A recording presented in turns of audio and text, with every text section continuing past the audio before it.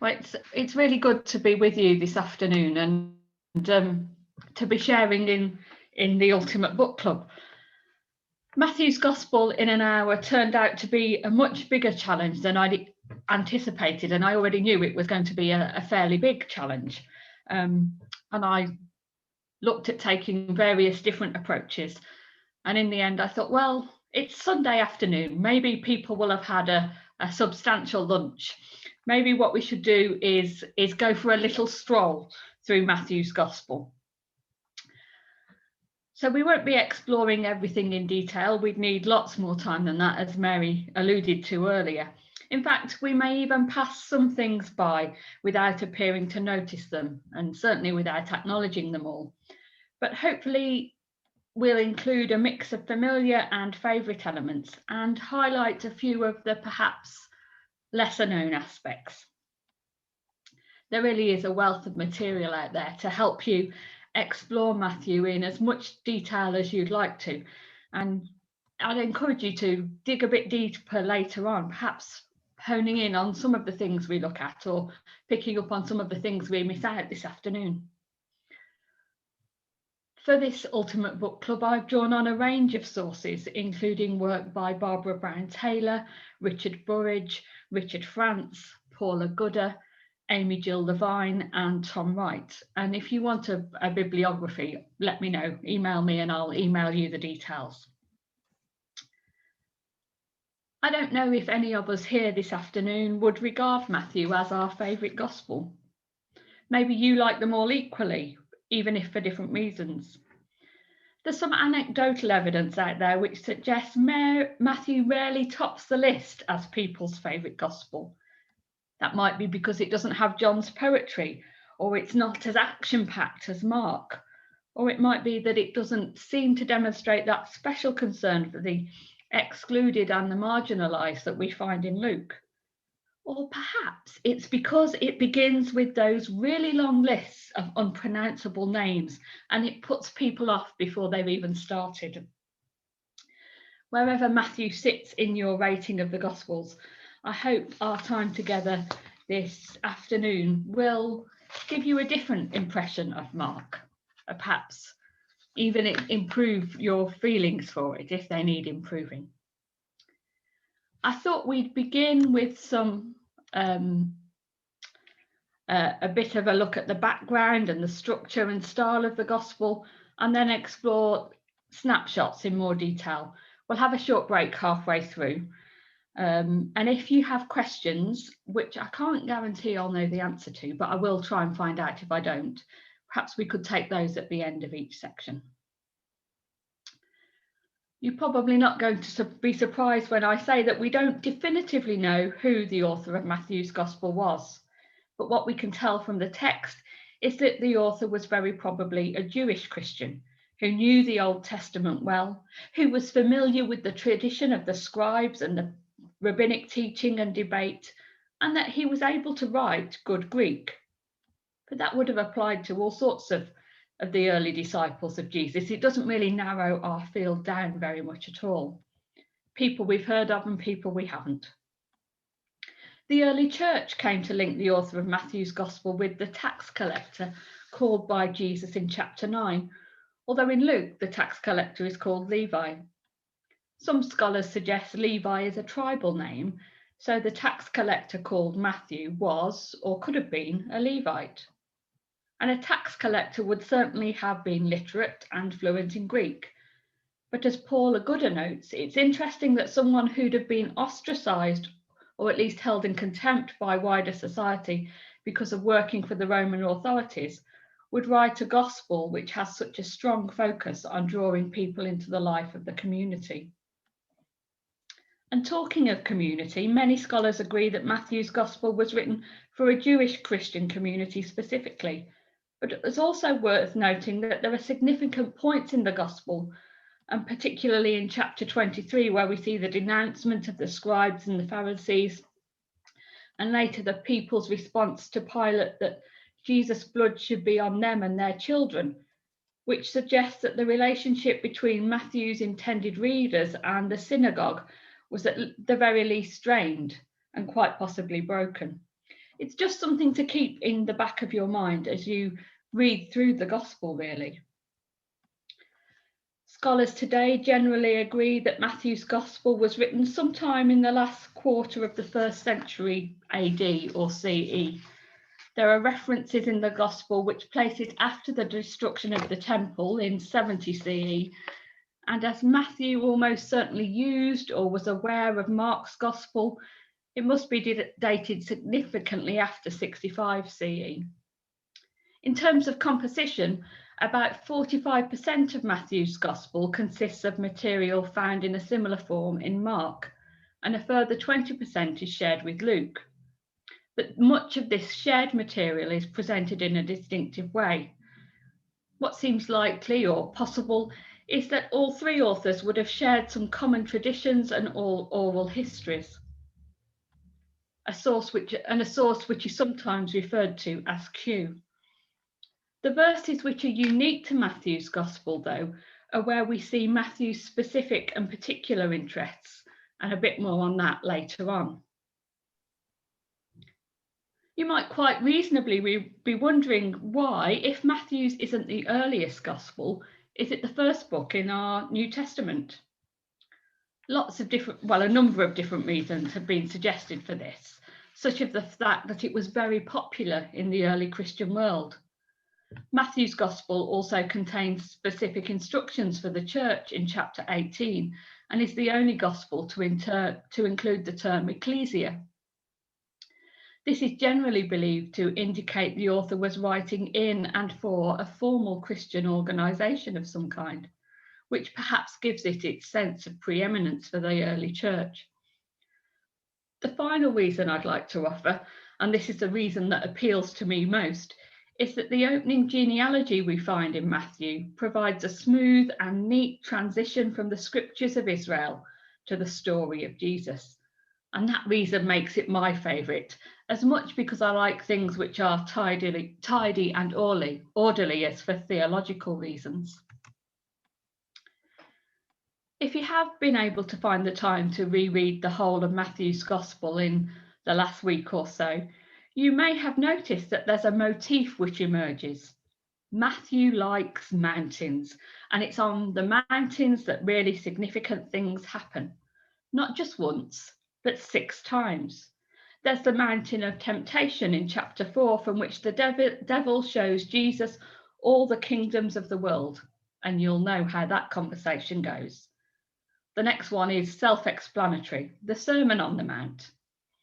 And then in chapter 15, Jesus heals many people when he's on a mountain. The 4th occasion is perhaps the most well-known of all. It's the Transfiguration. In chapter 24, there's discussion about the end times on the Mount of Olives. And finally, Matthew's Gospel closes with the disciples going to Galilee, to the mountain which Jesus had directed them, where they met with him after the resurrection, and he gives them the Great Commission. Alongside this motif, the structure of Matthew can be understood as a prologue followed by what is often described as 5 discourses or major pieces of teaching, and culminating in a rather dramatic epilogue, for want of a better term.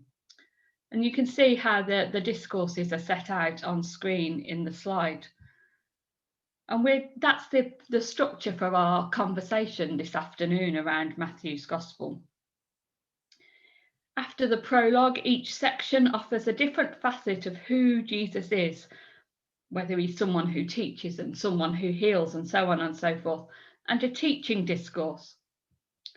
It's been noted that the 5 discourses echo or point us to recall the 5 books of Torah, but whether this was intentional, subconscious, or something we read back into the text that wasn't really there in the first place is open to discussion. But I think, given the other Jewish connections and resonances in this gospel, it's something worth paying attention to.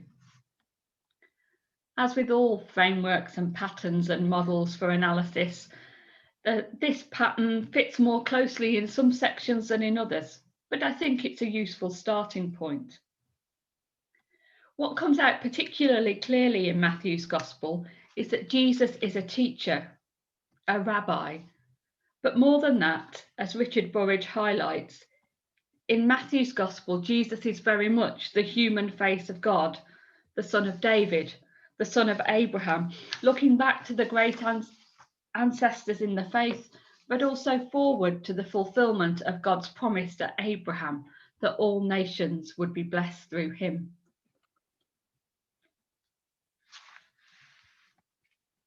If you have questions as we go along, perhaps the best time to ask those is as we come to the end of each section. I hope that seems okay.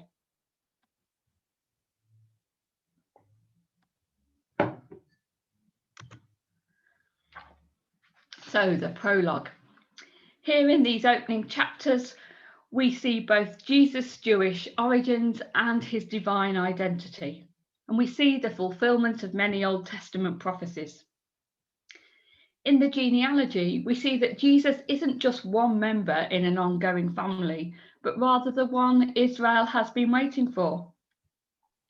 Matthew arranges the genealogy into 3 groups of 14 names, or we might want to say in 6 groups of 7 names, because the number 7 was and is one of the most powerful symbolic numbers. And to be born at the beginning of the 7th 7 in the sequence is clearly to be the climax to the whole list. This long list of names establishes Jesus' claim to the title King of the Jews and his status as son of David. And of course, there are the 5 women who find themselves mentioned in this illustrious family tree. Mary's 4 predecessors, if we're being honest, all have to various degrees somewhat dubious reputations.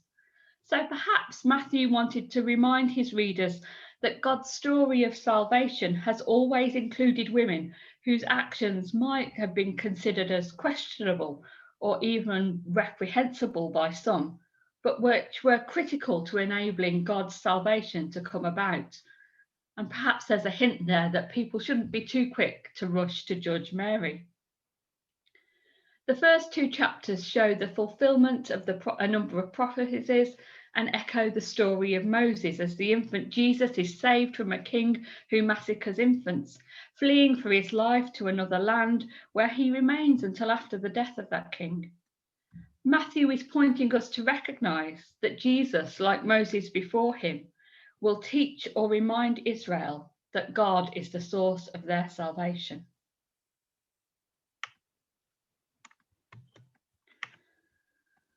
So on to the first discourse, which is essentially chapters 3 to 7. This section of the Gospel is where we see the preparation of John the Baptist and Jesus working out who he is and what his ministry will be and look like.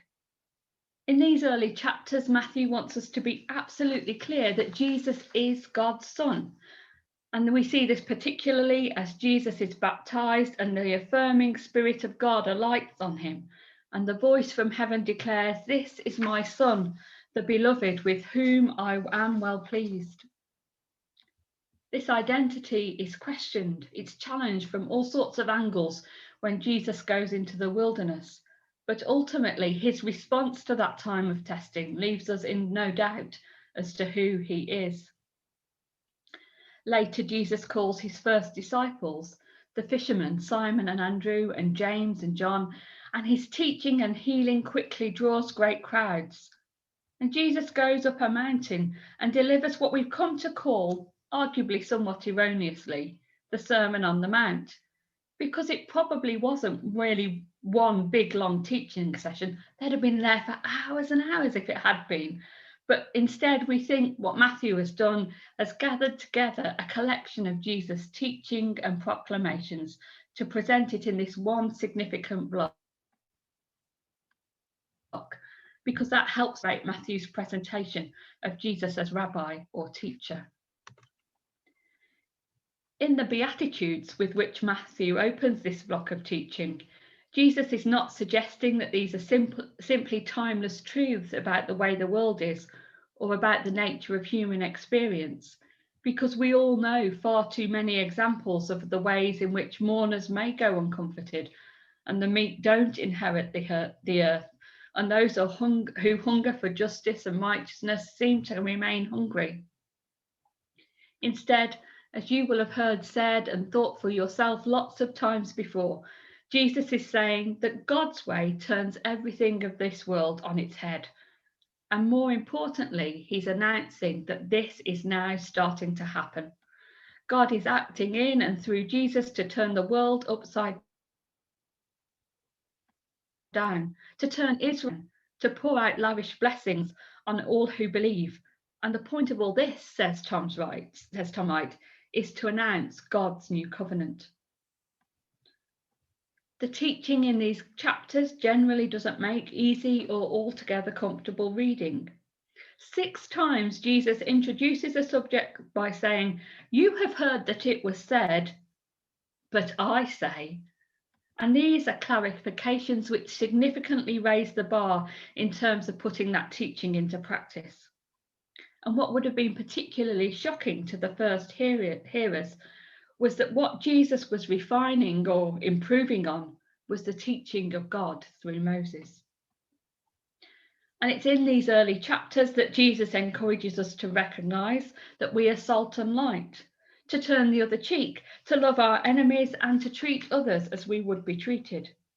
We are to be discreet in our praying, fasting, and almsgiving, and to act on what we've heard Jesus say, just like the wise builder.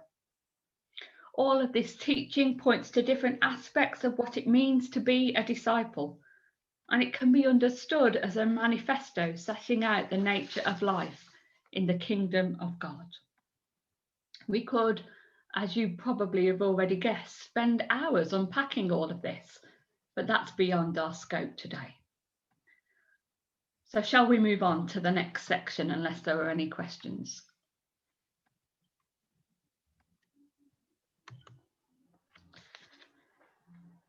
In the second discourse, which is basically chapters 8 to 10, we move on from that profound teaching where Jesus has spoken with such clear authority to see this authority put into practice. Here in these 3 chapters, Matthew particularly highlights that Jesus is somebody who heals. Chapters 8 and 9 contain 10 miracles, 9 of which bring healing, and the 10th is Jesus stilling the storm, demonstrating his authority even over the natural elements. Even the winds and waves obey him.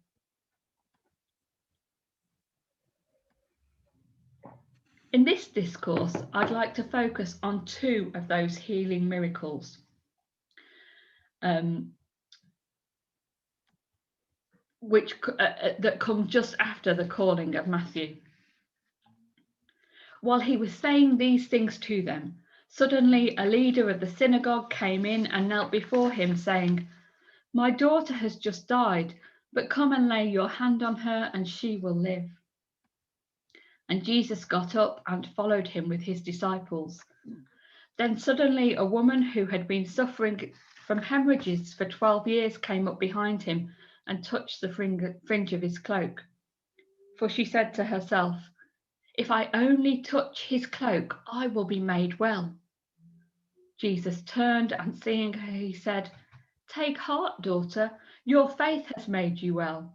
And instantly the woman was made well.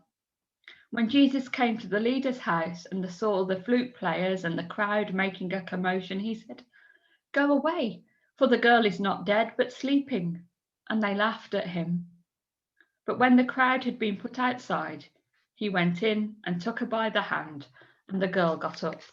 And the report of this spread throughout that district. There are all sorts of interesting things that happen in this short passage. A leader of the synagogue, a righteous man in the eyes of the community, arrives with a seemingly impossible request, but also with absolute faith that Jesus can do the impossible. And Jesus simply gets up and goes with him without question. Meanwhile, a woman who's been suffering for 12 years seizes her opportunity for healing and wholeness. And Jesus' response to her isn't only deeply compassionate, But it's also theologically significant because he tells her that it's her faith that has made her well, pointing us to recognise that Jesus comes not only to those who are in need, but to those who recognise their need of him. It also points us to acknowledge that faith is a gift from God. Stephen Butler Murray puts it like this: faith provides the rich and fertile soil from which the acts of Jesus may grow, may bloom. And I think this short passage in Matthew's Gospel is a really beautiful example of that.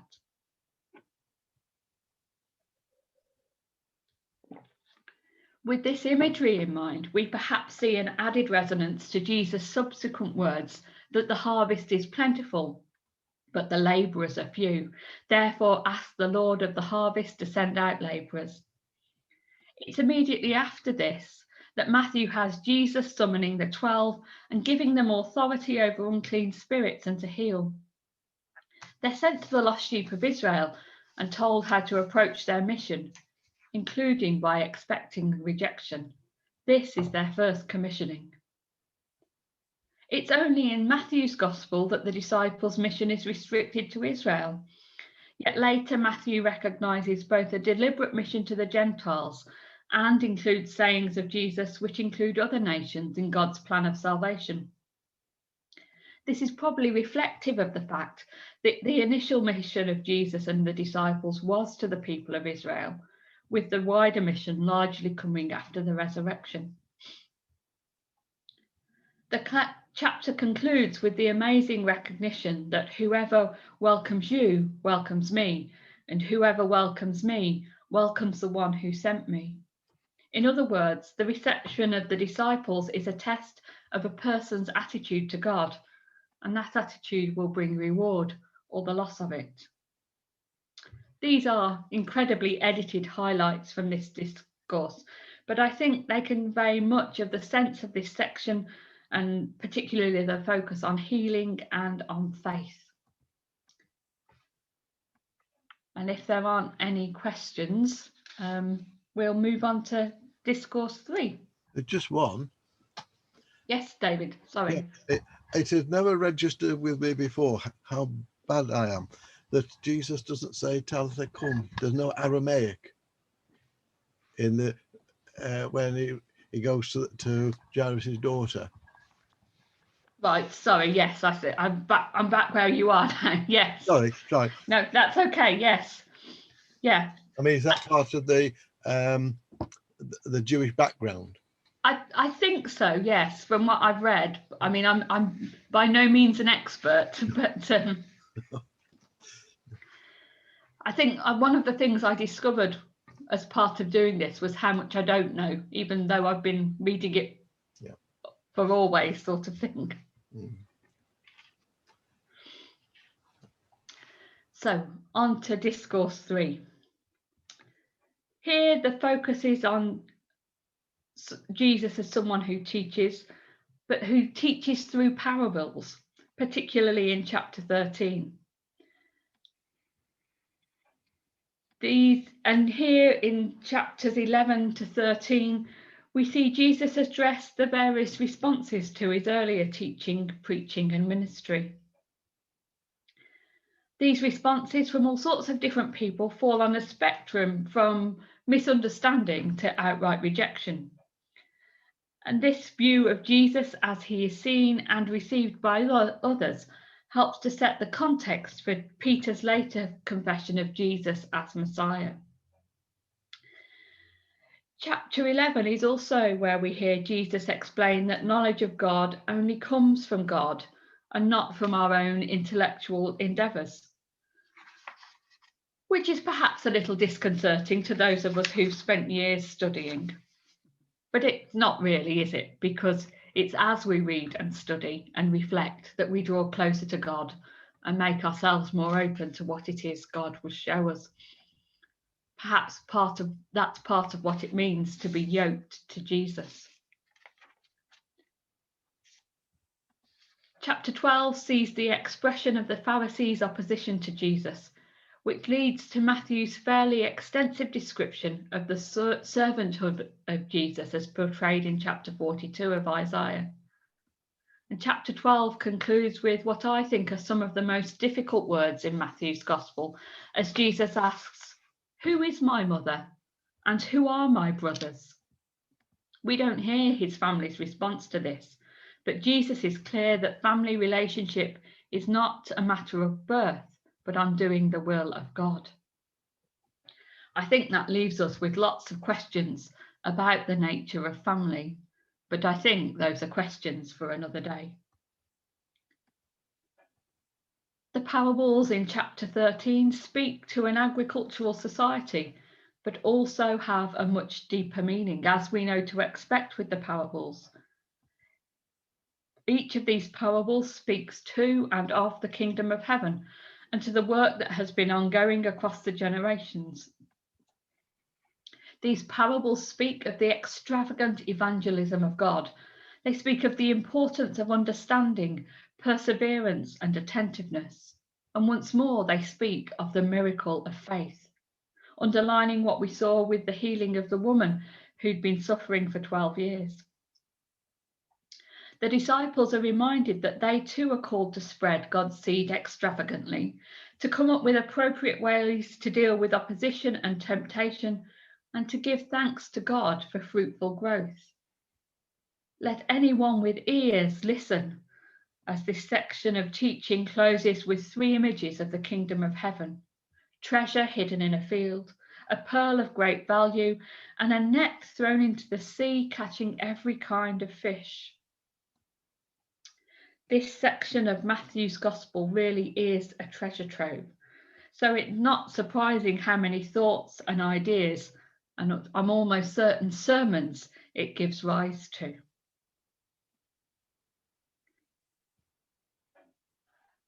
My glass of water is getting rather empty at this point, so I might suggest we take just a short break if that's okay, and we'll come back together in, shall we say, 5 minutes?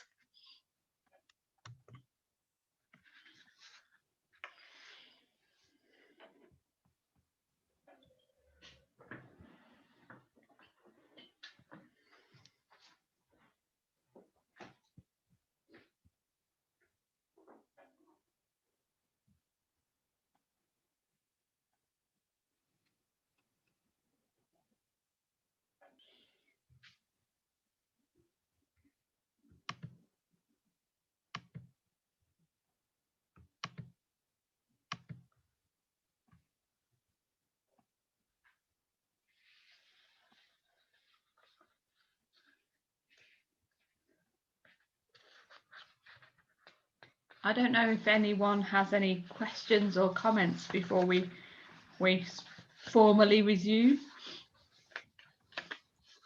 Again, it's me, Sarah.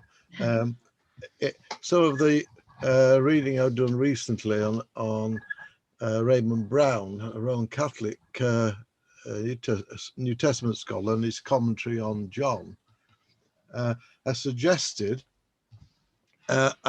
that in not Mark, but John's Gospel was the first. Yeah. In its embryonic form as a book of signs. Oh, okay. Not as the complete thing. And I just, it was just while you were talking about beginning of Matthew, and I wonder whether it's because of Matthew's emphasis, the Jewish emphasis, is again why that and not John's Gospel, even its embryonic teaching form, was put first. Yeah, it could be. I've not come across that the theologian you mentioned. Yeah. Sarah, I was also interested in the date that you gave for Matthew's Gospel as being after 75 AD, and I'd always learned previously that it was before 70 AD, and I don't know if there's anything in Matthew's Gospel about the destruction of the temple which might help to date it. But is there a reason for the later date? All the stuff that I read said that it's now believed it's later. Yeah, it should be in now. Because of the it's partly because of the apparent break with Judaism, that they think that, or that certainly the scholars I read were suggesting as that. But it's one of these things. The more we find out, the more things seem to change, don't they? Yeah. Thank you.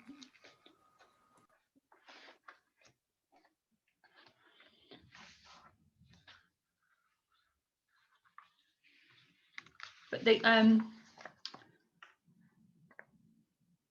Bible Society Book Club web page is a really useful resource for things like that, I think. I don't know if you've come across that before. I know of the website, yes. Yeah. They have their own version of the Ultimate Book Club. Indeed. Yeah. Are we all back now? I think we are, aren't we? So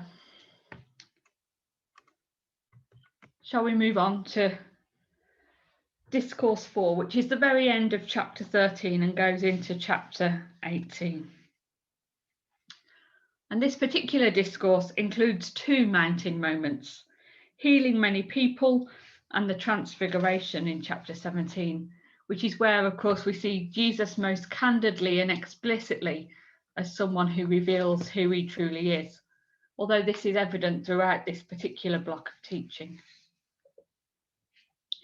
Chapter 13 draws to a close with Jesus acknowledging that his closest followers will understand all that he's teaching, and that they're already beginning to understand. But there's still much to come that they will find hard, that they will find difficult, that they won't want to accept. The disciples can't understand why Jesus has to teach in this way, and similarly, they can't understand why he has to go to Jerusalem to die on a cross. Tom White says that speaking in parables is part of the inner core of meaning of Jesus' whole ministry. God is doing a new work and fulfilling the promises made long ago, which Jesus is making clear, but it doesn't look like what people were expecting. The familiar is being used to sow seeds and provide foundations for understanding the reality of God's work in the world and the reality of true messiahship. Chapter 14, of course, contains two spectacular revelations, the feeding of the 5,000 and Jesus and Peter walking on water, albeit Peter wasn't all that successful. But we're going to skip over these incredible and perhaps much loved events, and some fairly other significant things too, such as Jesus' encounter with the Syrophoenician or Canaanite woman, because of time constraints. And instead we're going to jump into chapter 16, where we're told of that incredibly poignant encounter between Jesus and Simon Peter, as Jesus asks, "But who do you say that I am?" And Simon Peter answers, "You are the Messiah, the Son of the living God." Whilst Matthew has been pointing us to this conclusion and to this acclamation from the very beginning of his gospel, this is the first public declaration of Jesus as Messiah. And then Jesus quickly follows this with his instruction that the disciples should not tell anyone about this. And it seemed to me it was almost as though, having cleared the air in this way and set the scene for what follows as Jesus goes on to explain what Messiahship actually means, like life in the kingdom of heaven, Messiahship isn't what the disciples and the people of Israel more generally were expecting. It's now that Jesus can say the Messiah has not come to enjoy popularity and triumph, but to experience rejection and suffering, which had already been indicated earlier in the gospel. And we hear once more Matthew use that phrase, "from that time on," to indicate Jesus' ministry moving into its next phase, with the focus on teaching and instructing the disciples, and in particular as they learn what it will mean to follow Jesus, to follow the Messiah.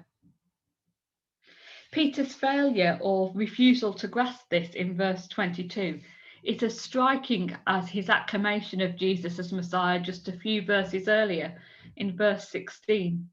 But to me, that seemed to just emphasize Peter's humanity.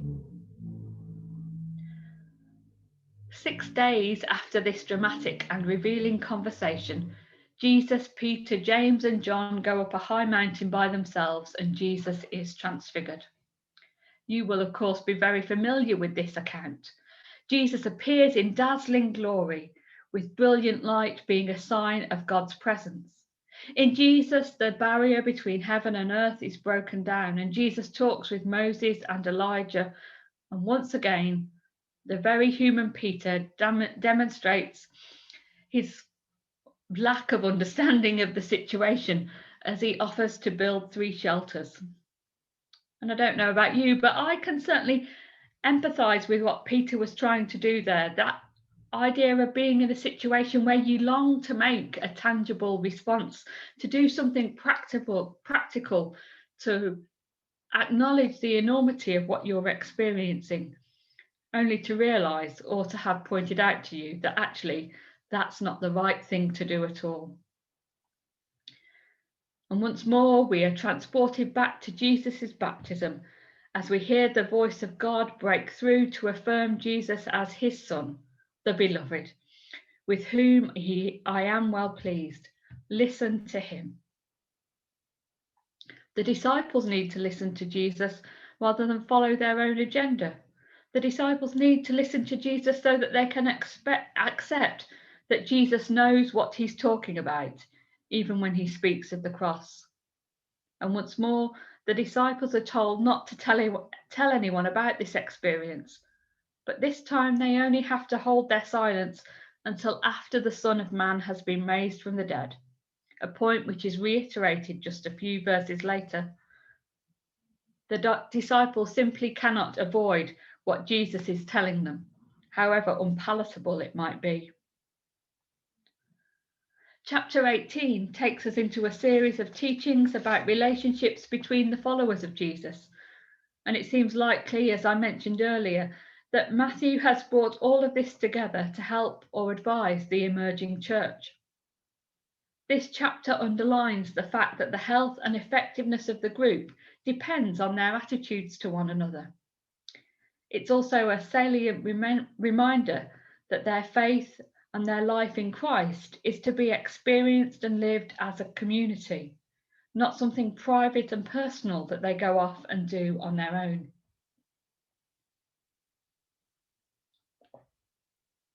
You will have perhaps noticed that there's a strong focus on forgiveness in this chapter.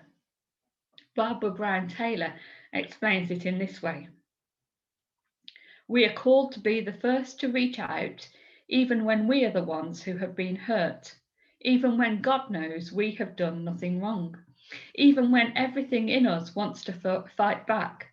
Still, we are called to community with one another. This is how we know God and how God knows us.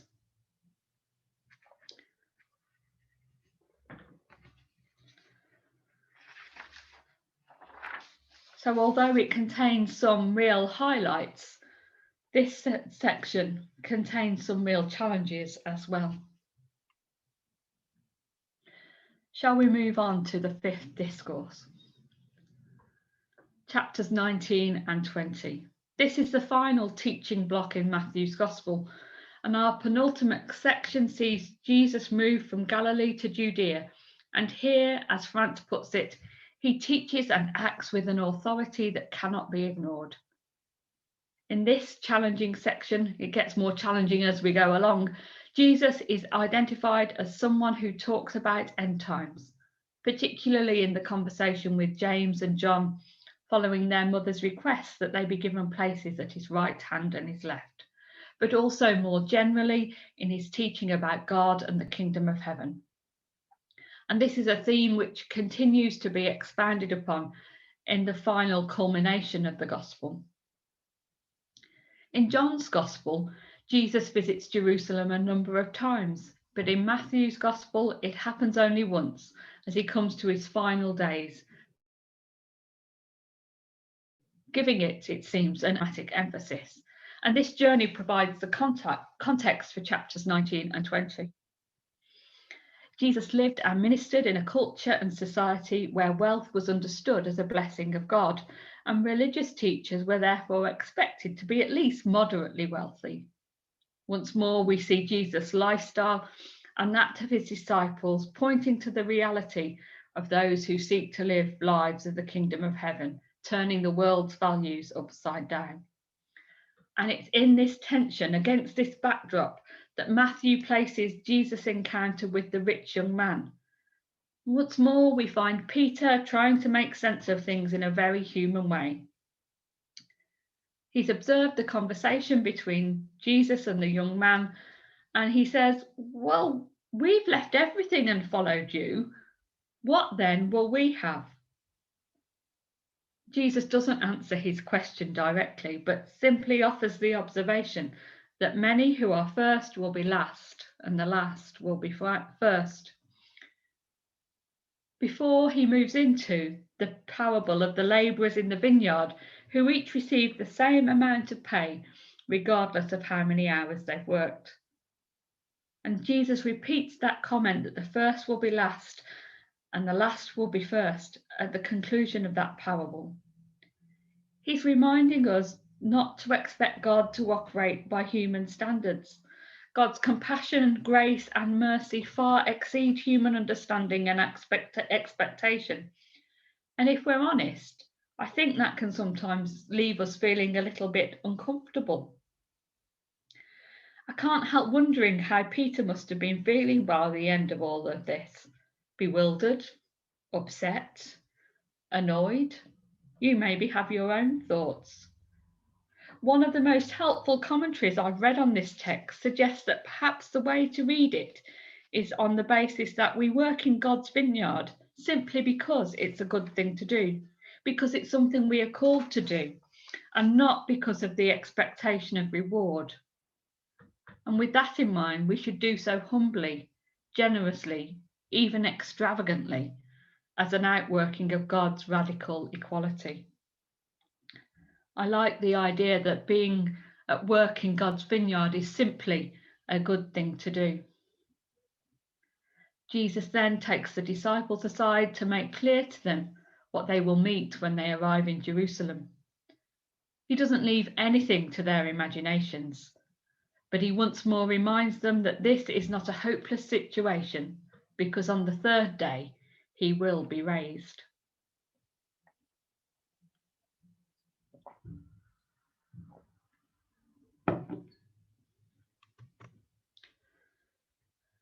And so we reach the culmination of the story. Although at 8 chapters long, it's a significant proportion of the text. This, though, is where the preceding chapters, what they've been building up to. So perhaps it's right that it occupies such a big chunk. In this sweeping account of Jesus' final week, Matthew takes us from the triumphal entry to the cleansing of the temple, to the anointing at Bethany, to Passover and Gethsemane, to crucifixion, resurrection, and Great Commission. This is perhaps your favourite part of Matthew's Gospel. I found it really difficult to decide which parts to focus on for this afternoon. The enthusiastic reception Jesus received as he arrived in Jerusalem, which we often refer to as the triumphal entry, and his cleansing of the temple, taken together, present the authorities in Jerusalem with a clear choice. We might even want to say a challenge as to how they will respond to Jesus and his messianic claim. And then there's that curious incident with the fig tree. On one level, it seems petty or petulant, or perhaps even vindictive. But it is a deeply symbolic action, with biblical scholars suggesting that it should be regarded as a picture of the temple. A tree which promises fruit but provides none is seen as symbolizing religion without godliness. And so we move back to the temple and a series of dialogues between Jesus and the Jewish leaders. 3 parables are quite pointedly directed at them. the parable of the two sons, the parable of the wicked tenants, and the parable of the wedding banquet. And then we come to a question and answer session where Jesus demonstrates that he is a true and faithful interpreter of the scriptures, whilst continuing to defy conventional expectations of the Messiah. Most of chapter 23 is an extended denunciation of the religious leadership in Jerusalem, and Matthew highlights once more how legitimate leadership exhibits humility and a willingness to become servant, echoing themes from earlier in the Gospel, and again suggesting that Matthew was writing with the early church in mind. Chapters 24 and 25 see Jesus teaching more about the end times and the destruction of the temple, with the clear implication that the temple will no longer be relevant in the purposes of God. This end times teaching is further illustrated by the parables of the bridesmaids and the talents, with their consistent message to be ready, to be prepared, whilst the fate of the sheep and the goats makes clear that actions and inactions have consequences. And this takes us on into the familiar territory of the last three chapters. I could easily have spent just our hour together on these last three chapters. But so where to begin? Do we look at the anointing, the Last Supper, the betrayal, the trial and crucifixion, where even after his death, the Pharisees are worried about Jesus, or at least about what the disciples might do in his name? And then there's the resurrection. How can we not mention the resurrection and the Great Commission?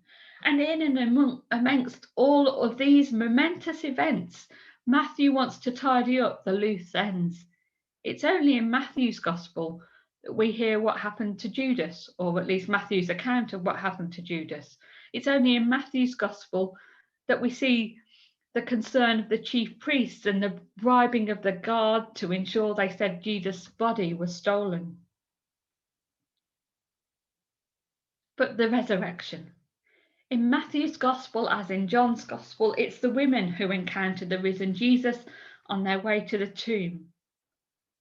But I don't think I'd really noticed until I was preparing for this afternoon that it's in Matthew's Gospel that we're told the women took hold of Jesus' feet and worshipped him, which seems a bit of an odd thing to say.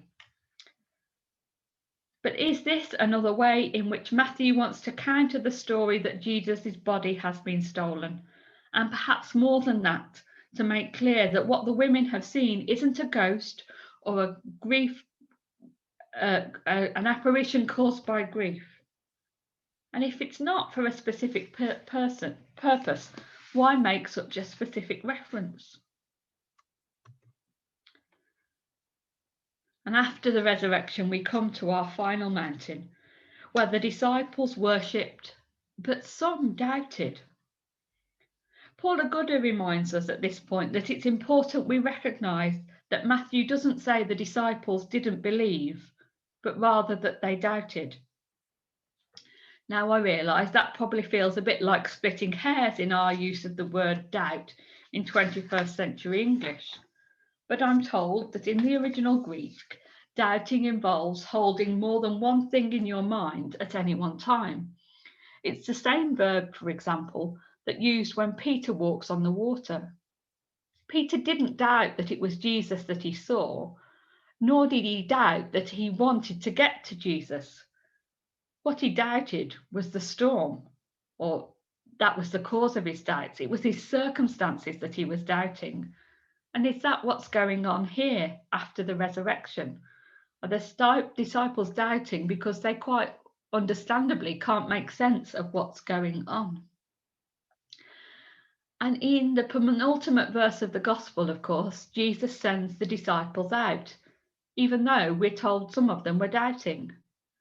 And contrary to appearances on the printed page, this isn't the end, but a beginning, with the promise that Jesus will be with them, and by extension with us, always to the end of the age.